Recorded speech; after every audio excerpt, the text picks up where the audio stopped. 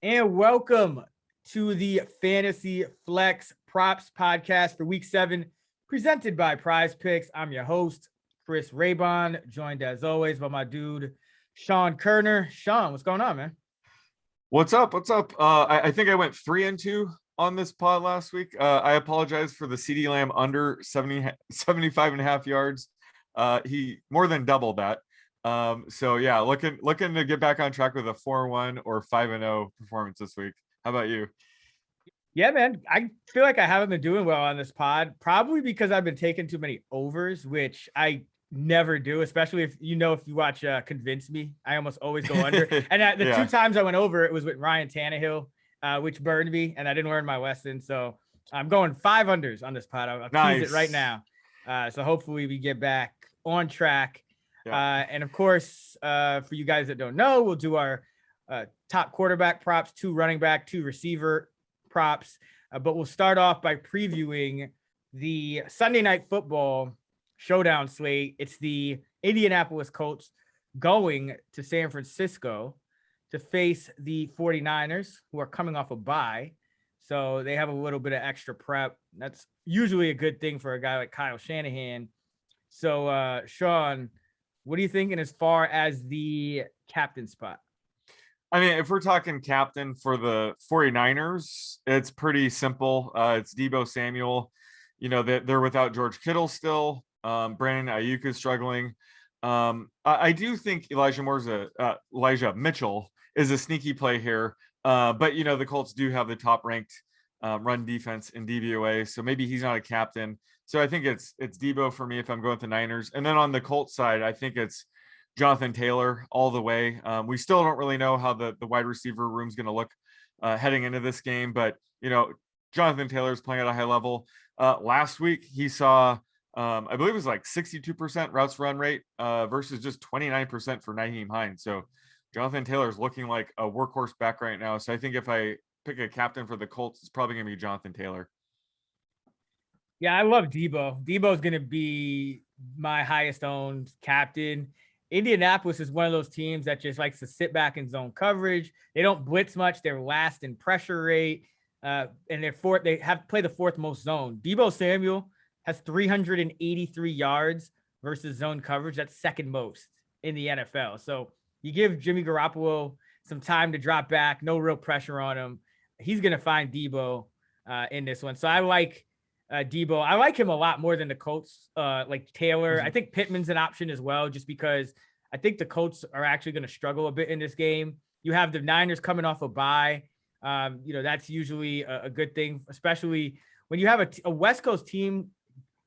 Let me say it again. 3, 2, 1. When you have a West Coast team in primetime hosting a non-West Coast team, the West Coast team, the home team, is 52, 29, and 5 against the spread. That's 64% since 2003. So I think this is a great spot for the 49ers. And it's not even counting coming off the bye. So that's the only thing that worries me a little bit about Taylor. Whereas like I might go some Pittman as well if I'm going with a Colt player. But I think it's got to be Deebo here because you mentioned it. The Colts are a run funnel. So usually when we expect good things from a favorite, we're looking at their running back. And well, I think Mitchell will get the bulk of the work. Indianapolis is 1st in run DVOA on defense, 29th against the pass. So I actually think San Francisco throws in this game for a good portion of it, even if it's just short passes. And those, especially, you know, on full PPR, that only helps. You get those short passes in, the receptions pile up. You still go down the field against a bad defense. So and on top of that, we didn't even mention Julian Blackmon, the Colts free safety. Tore his Achilles, I believe it was in practice. So he's out, that's a brutal loss. So, you know, if they thought maybe they were going to blitz a little more, because teams do like to blitz Garoppolo, that kind of compromises it a little bit because you're going to be really short in the secondary here. So, like Deebo, that's the guy for me. What about for cheat codes? Yeah, so cheat codes, I mean, we have a lot to choose from in this slate. I think, you know, Paris Campbell's out. I'm guessing T.Y. Hilton plays. So I think Zach Pascal, you know, he was my cheat code. I think it was in week 2. I called him frustratingly productive. Everybody wants to write him off. And I think he led the Colts in receiving yards 2 years ago. And last year he was like 2nd, or flip those. I forgot which order it was. But he's always productive because there's always someone out, it seems, and he steps up. So I like him as a red zone threat, at least in this game. So if Hilton's active, I think people will be all over Pittman and Hilton, but wouldn't surprise me if Pascal has a good game. I think the tight ends are interesting here. I think Mo Cox will probably be high owned. Our boy Kylan Granson, probably not worth a flyer here. His routes run the past couple of games have been around 15%. That's probably not enough to throw money away on a Kylan Granson lineup. So I think Ross Dwelly might be interesting because it's they were on a bye week last week. People aren't really in tune with the 49ers, but he flopped in his first start for Kittle back in week 5, but he ran a healthy 74% routes run rate. He's stepped up in the past for Kittle, so I think he could step up here, have 3 or 4 catches. I think having Jimmy G under center certainly helps. So I think I'm going to have quite a few Dwelly shares. So I think I'd consider him probably my cheat code here. Yeah, I was looking at Dwelly because I think this Colts defense, all that zone just plays well to when you're not looking for your top receiver in Debo. I think there is going to be just a lot of underneath stuff. I think Jimmy's going to be able to move it down the field. So I like Dwelly. He ran 74% of the routes. But a guy that may be even more lower owned because he's not really starting for anyone per se, but Mohamed Sanu, the third receiver for San Francisco, he runs 75% of his routes in the slot. He's essentially their slot guy. And because Kittle's not here, you could see more 3 receiver sets than you may usually see from San Francisco. Indianapolis slot corner Kenny Moore, he has a good reputation. He's been really bad this year. He's allowed 31 catches, second most in the NFL among cornerbacks, and 310 yards, which is tied for 10th most. And that's unheard of for a slot corner to give up like the 10th most yards. I mean, that's usually you're giving up a lot of catches, but they're short. So he's been struggling all around. I think Sanu is a guy that could take advantage of that. And you mentioned Brandon Ayuk been kind of struggling. I do expect them to maybe draw up a couple of things for him behind the line of scrimmage coming out of the bye, but Sanu is a guy that could win in this matchup. And I think it's just such an unsexy play that I think people will be off of it. So like Sanu there. And one more guy I want to mention is Kyle Juszczyk, because he's running a route on 65% of the dropbacks over the last 3 games. Even with Mitchell back, Juszczyk, they're still using Mitchell like the second tailback and not Trey Sermon. So like Trey Sermon, man, it's been a tough year for him. Yeah, what a nightmare. I mean, how the mighty preseason hype machines have fallen. But he could still be a league winner weeks 14 through 17, though. You just never know at the 49ers. Oh yeah, well, every running back will be hurt. Like once Juszczyk gets hurt, then maybe we'll see. But Juszczyk was also a guy. If you remember, there were a couple of games over the last couple of years when Kittle had missed, and they used Juszczyk some in that role as well, in that tight end kind of blocking, go out as a receiver kind of role. So yeah, I think it's about these kind of Debo for the captain, but then these underneath receivers who could just eat up catches against zone coverage for San Francisco. So that is our showdown breakdown. Let's get into our props for week 7. Sean, start us off with a quarterback prop. So I'm going with an over here, and I'm going over 205.5 passing yards for Justin Fields against the Buccaneers. I mean, we talked about this at length on our Wednesday pod. So I also like Zach Wilson under 228 passing yards. I almost feel like these props can be flipped, and then I'd be off them. So like when it comes to Justin Fields, we're predicting his best career game as a passer here so far. His high is 209 passing yards. I think just given the matchup, the Buccaneers are a pass funnel defense. Because, their run defense is so stout that teams throw on them. And then B, just, usually teams facing them have a negative game script. They're usually trailing by double digits and they have to throw. So I think that's why Fields will go over this prop. And he has 2 very talented wide receivers in Allen Robinson and Darnell Mooney. So I think he gets it going here. And this is probably too low. We were talking about this prop on Tuesday, and I had it around 210, 215, but right now I have it closer to 225. So I'm going with the over here, and I would take this probably up to 215.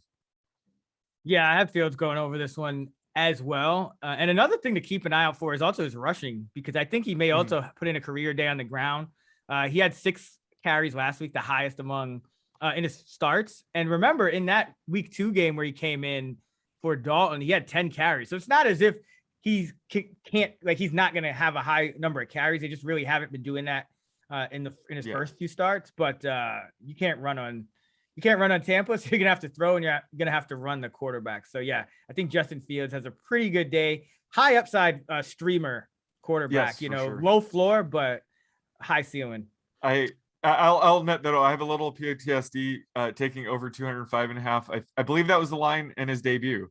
And we were both over that, and he ended with 68 passing yards. So hopefully he can bounce back here. But that's why I was a little bit hesitant earlier in the week, but I have since come around.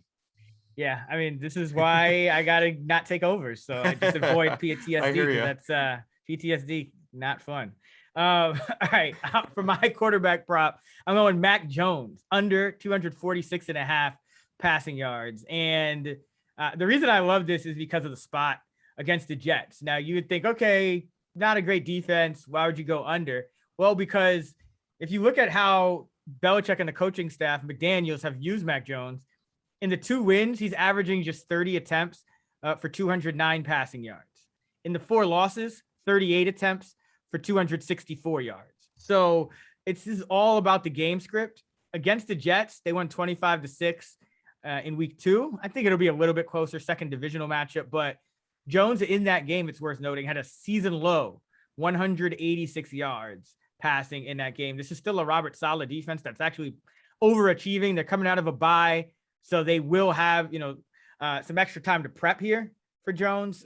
So I really like this under because I made the mistake last week of taking the over with Taylor Heineke, and I did like the over. I had it projected over. The Chiefs, made some changes on defense that, they hadn't been doing, which I think it shored up their defense. They put in Thornhill and played him every snap. They changed their nickel linebacker out, put Willie Gay in more. So that ended up going under. But one of the things is, a lot of times we end up chasing those quarterbacks overs in like the game script games, but I think it's even more profitable to kind of look for the unders with a favorite, with a team that's probably not going to pass as much as they usually have to.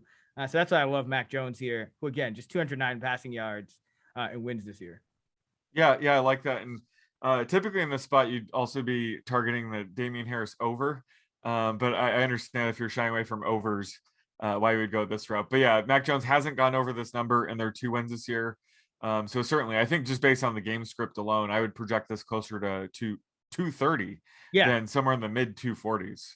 Yeah, I have this about right around 230. Yeah, so 231. So yeah, this is good, about 15 yards, about 2 attempts of value here at 246.5 under. All right, where are you going for your first running back prop?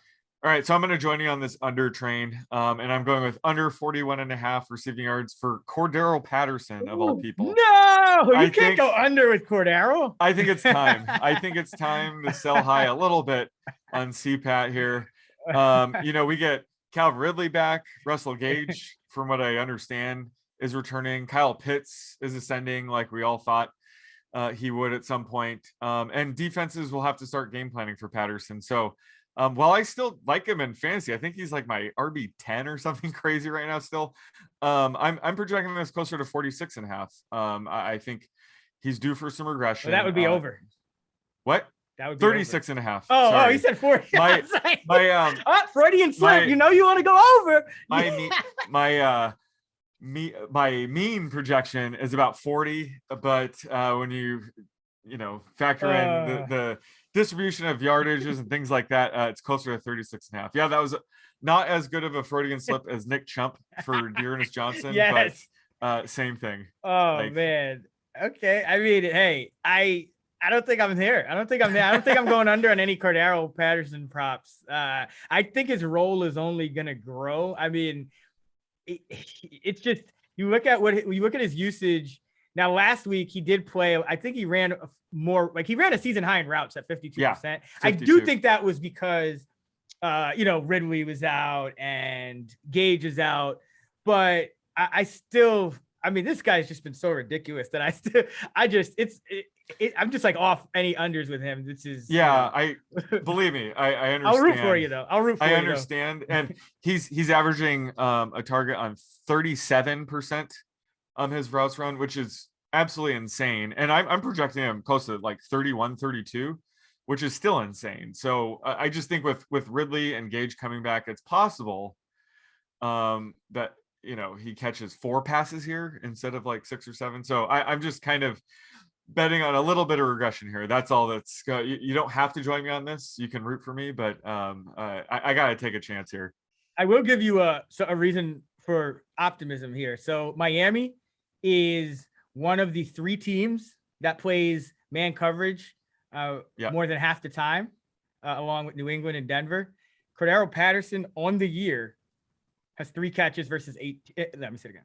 3, 2, 1. Cordero Patterson on the year has just 3 catches for 18 yards against man coverage, 19 catches for 244 against zone. So if you catch him if you catch Miami in the right coverages here, he could go well under this number. So that's also something to think about on the DFS slate as well. Yeah, so probably need Howard and Jones to be active because I think they ran a lot more zone last week with both, stud cornerbacks out. So that's probably going to dictate if they revert back to their heavy man scheme or stick with the zone. So I'll keep an eye on that.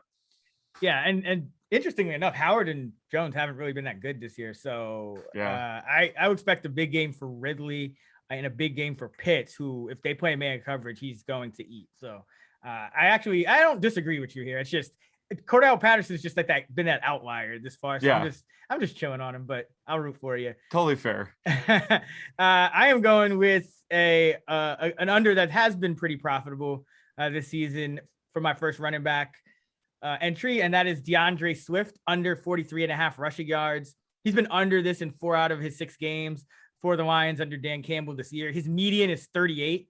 That's about where I'd put him for this week. The Rams are allowing just 83 yards per game to opposing backs. And Swift has actually, even though he's gone under in 4 out of 6, he's seen an uptick in rushing. Let me say again. 3, 2, 1. Swift has seen an uptick in rushing usage the past few games because Jamal Williams has been a little bit banged up. I think as he gets healthier, they're going to start to use Williams more in the run game.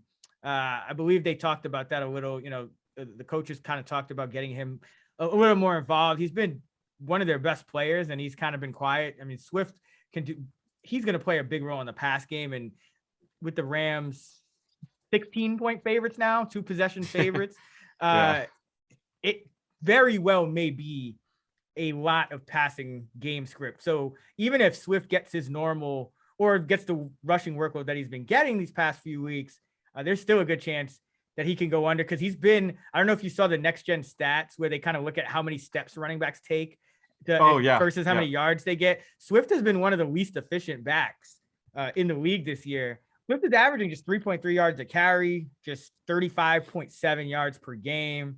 So it's been tough. It's been tough for him to get going here in this run game. So under 43.5 for Swift.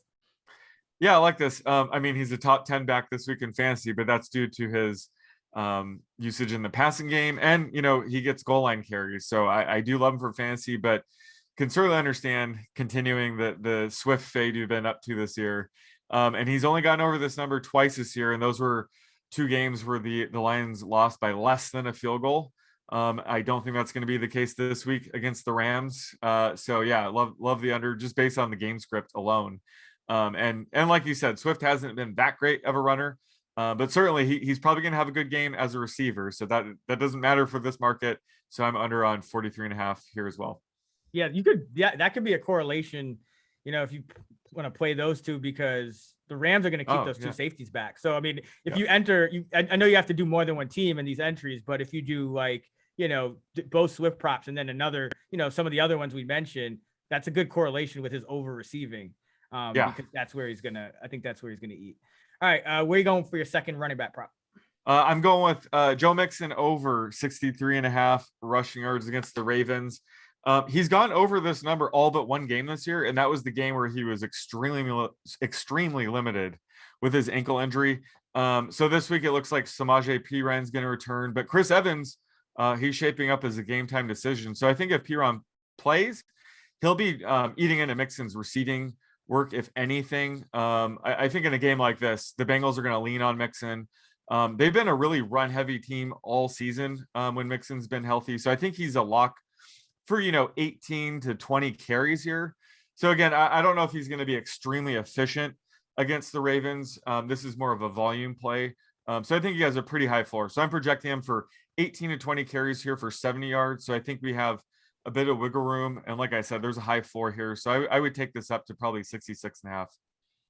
Yeah, I have him in the mid 70s actually. Oh, nice. I always talk about this. Like when Joe Mixon's healthy, no one else gets carries. Like Yeah. It's been like this since the start of last year. So I tend to project Mixon he's one of the few backs that I project for over 80% of the backfield carries. Like I think I have him at 84%. Yeah, when he's healthy for this week. Yeah, and he's healthy. healthy. Week five, we had to give him like, manually give him like 13 or 14. But yeah, now he seems to be fully healthy now, at least. Yeah, so this is again, I'm trying to lay off the overs, but I do have this projected well over for Joe Mixon here. All right, for my second running back prop, I am going with Miles Sanders under 65.5 rushing yards. Now I know that they want to get him more involved. I know they had the long 10-day rest to kind of consider the fact that they probably need to run the ball more. But this number is like an over adjustment for all these things because Sanders has been under 65.5 in 5 out of 6 games. His median is just 50. So anytime you have a prop that's 15.5 yards over the median, I'm going to take the under all day. The Vegas Raiders are actually 10th in run defense DVOA. Remember, they play a lot of single high safety. What does that allow them to do? That allows them to get an 8th player in the box. And you probably will have that player in the box just because of Jalen Hurts' rushing ability. So I don't think this is going to be necessarily an easy front to run on. Sanders has come nowhere close to this number in many of his games this year. So I do think they'll try to get him more involved, but he's at 56, 55, 45, 27, and 13 rushing yards in the 5 games that he was under 65.5. And the one he went over, it was 74. And that was way back in week 1. And that was a season high in carries with 15. So I'm just kind of betting that they don't get him to his season high. And even if he does, he could still come short of the total just by not having a super efficient game against a top 10 run defense. So under 65.5. I have this at 50. I have it right on his median for the season. So yeah. Yeah, I'm at 54. So I'm quite a bit below the market as well. So Kenneth Gainwell's been sort of phased out the past couple of games. I don't know if we can look into that too much. So I think Kenneth Gainwell, his role might grow a little bit more in this game as well if they want to run more. I think, I'm projecting Sanders for 12 carries. With Sanders, you always have to worry about, the 80-yard home run threat run here. But certainly, I think his median is much lower than his average. So he's the type of player I do like to attack the under on his market. And he did look good against the Buccaneers' stout run defense. But maybe the Buccaneers just weren't expecting them to run the ball 10 or 12 times there. So yeah, I like the under here as well. I'm closer to the median of 50 as well. Yeah, and that was all in one drive, really. Yeah, late in the game at the very end, right? Like right. Yeah, and he still would have came 9.5 short of the total. So yeah, under 65.5 for Sanders. Where are you going, Sean, with your first receiving prop? So I'm going with Sterling Shepard over 62.5 receiving yards against the Panthers. Now, I'm assuming Kadarius Toney and Kenny Golladay will be out. That certainly looks like it's going to be the case. And Darius Slayton's status is up in the air, but I don't think that really matters for this market. So I'm getting ahead of the line move that I think is going to happen. I think this is going to end closer to 70 receiving yards once it's official. Toney and Golladay are out. But, Shepard's the kind of guy that just has a massive floor. We saw it last week. He had 10 catches for 76 yards in his return. He ran a route on close to 100% of the snaps last week. I believe it was 95%. So he's back to being a full-time player. I think the game plan will have to be get the ball to Sterling Shepard. So that's why I like the over here, is because he has such a high floor. I understand the appeal that, why you're back on unders this week, but Sterling Shepard's the type of player I don't mind taking the over. So I would actually take this up to probably 66.5. Yeah, I have him right around 70 as well. He's my wide receiver 12 this week in half PPR. And he's getting a target on 25% of his routes run this year. And Kadarius Toney is also at 25%. So him being out is actually a major boon to Shepard, because he's really going to be that guy. I think the Giants will struggle this week overall on offense. I mean, Andrew Thomas being out really hurts them. But Shepard's been that guy. Evan Ingram's been non-existent, just a 15% targets per route run rate. So I can't argue with this one. I have him over as well. All right, for my first receiving prop, going with Cole Kmet under 30.5 receiving yards. I know you like the over for Fields here, but I think Cole Kmet is the guy we got to keep fading. He's been under this number in 4 out of 6 games. This is another prop where his median is about 15 yards lower than the prop. So I'll take that all day. I think that Fields, because of the way they're kind of max protecting, and Tampa Bay secondary banged up, I still think the receivers are going to get the brunt of the benefit if Fields has a career passing day. So you look at Cole Kmet, he usually plays about 70%, 75% of the snaps. In the 13 games that he's done that in his career, all the games this year and then another 7 last season, he's been over 30.5 in only 5 of those 13 games, just 38%. So he's just a guy that, he's not really panned out to, I think, what we expected. The Bears too, they wanted him to be kind of a star. And the last couple of weeks, Jimmy Graham is actually season high routes run 38% each week. So it's not like Jimmy Graham's been MIA, but eventually he's going to get a target if he keeps running routes too. So that can only hurt Cole Kmet as well. Yeah. Just a fade as a number here with it's essentially double his median. I think that's way too high. So under 30.5 for Kmet.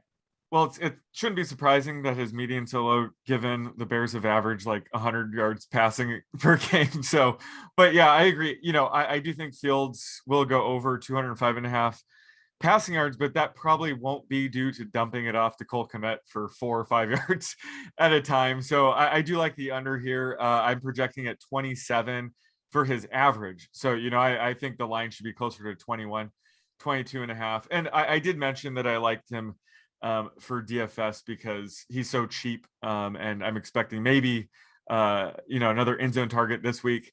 But like I said, I've never been a big Cole Kmet guy, so I can certainly get behind the under here. Yeah, I have my average is 27 as well, so that's why I have his median in the low 20s. So that's quite some value here early in the week on this number. All right, where are you going for your second and final receiver prop? So I'm going really bold here again with an under on a player that is on fire right now, and that's Mark Andrews under 68.5 receiving yards against the Bengals. Now, certainly Mark Andrews has a wide range of outcomes, and if he goes off for 150 yards here, I won't be too surprised. But still, he's only gone over this number once this year, I believe. Yeah, he's only gone over twice. 2 times. Yeah, he had to go over that Monday night game. I know that. Yeah, I know he has 2 games over 100 yards, so he's absolutely gone over it twice.